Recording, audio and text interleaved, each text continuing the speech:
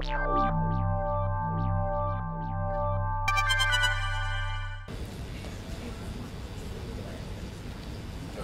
okay, there we go.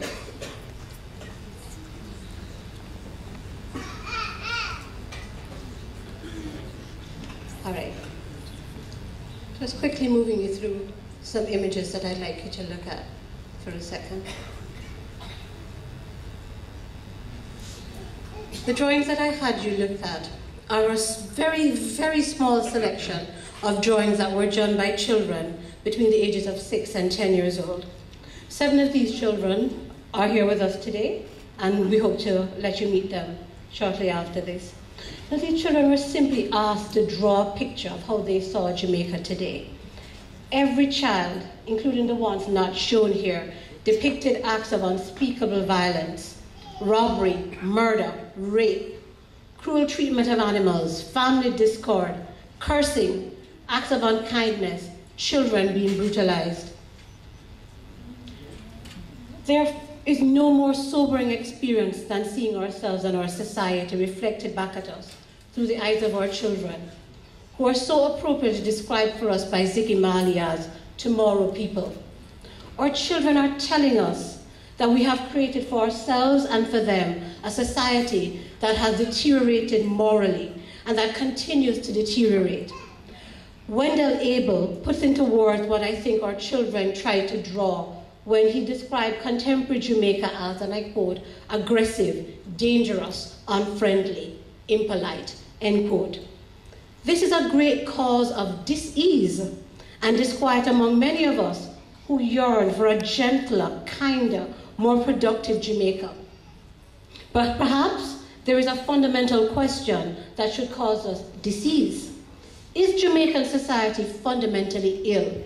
Are we suffering at our very core from a form of moral disease? Now, this lecture takes as a launchpad Burchell Taylor's lecture, and what I'm attempting to do is to diagnose the nature and meaning of moral deterioration in our Jamaican society. And I'm going to use the image of disease, as you would have recognized from my introduction and from the title of the lecture itself. And I'm going to argue that the moral misconduct of individual Jamaicans is symptomatic of a larger societal disease, which is making all of us ill in lesser or greater ways. How widespread this disease is, I believe, is starkly illustrated by the commonality of the vision of the children whose drawings we looked at just a while ago. I also think it's mirrored in our daily interpersonal interactions, and is also oftentimes reported in headlines, both local and international. Going in the wrong direction. So just giving you a quick mosaic of some of what those headlines look like. And these were taken from the Star newspaper.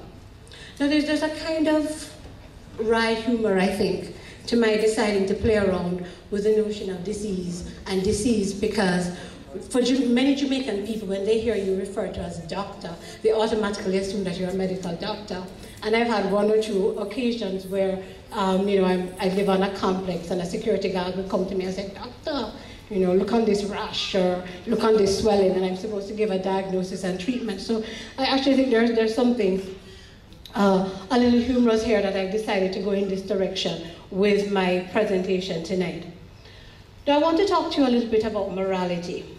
And it's important to talk about morality up front and center, because that's the basis of the conversation that we're having here today. It's going to outline for you what are some of the assumptions that I'm making, why I think we need to pay attention as we talk about morality. Now, morality is often defined as right or wrong action, or acting according to principle.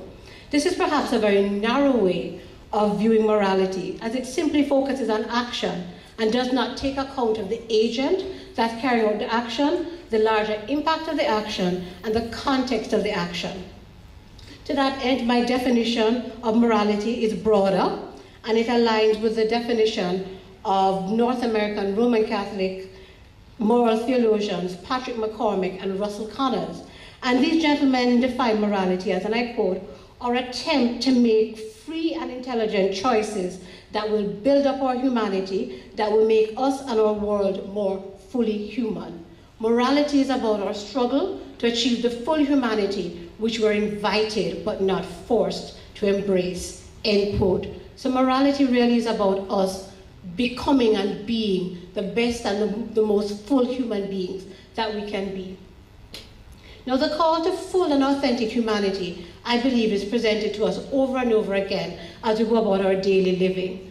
As human beings, we experience a threefold tug, or what I prefer to call in my Jamaican language, a joke. We experience this threefold joke that calls us, 1, to become good persons, 2, to do the right things, and 3, to build just communities.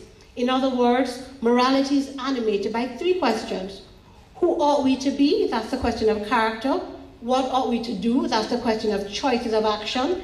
And then thirdly, what sort of community should we be trying to create? So the question of community. So the very fact that we're all here today is a representation of us trying to find an answer to some of those questions, particularly that third question, what kind of community ought we to construct? So indeed, this joke calls our attention to those areas of our lives and it also compels us to act. So discussion about morality is therefore about our character, the kinds of persons, whether we're good or bad people, we are or we will become, our choices for action, the right or wrong decisions, judgments, and behaviors that we engage in and which shape our lives, and community, the nature of the unjust or just systems, structures, and groups that we create and live in. These 3 dimensions of morality, which make up our moral experience, are dynamic, interdependent, and interrelated. Each influences and is influenced by the other.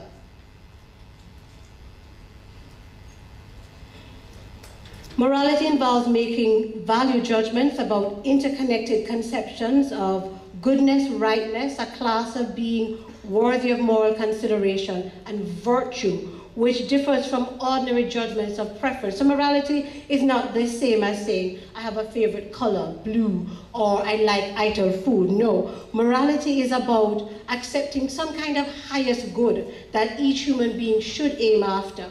And that good could include maximizing happiness, it could be about affirming relationships of care, or even about being obedient to God's will. So human beings live their lives and make daily choices with an eye to some ideal of moral goodness, even when we're not aware that's what we're doing. So human beings are moral agents and we all make moral judgments. And I have to tell you that this is unavoidable. So none of us can wake up one morning and decide, you know what, I'm not going to be moral today. Just by having made that decision, you have already made a moral decision.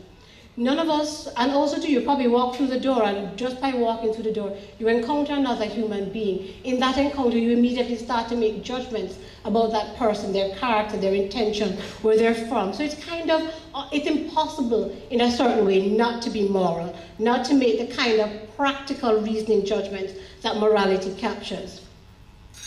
So we have to be clear that all of us have a moral capacity, and therefore having that capacity makes us responsible for the effect of our actions on others, whether we want those actions to be the way they turn out to be or not, whether we want to be held responsible for those actions or not.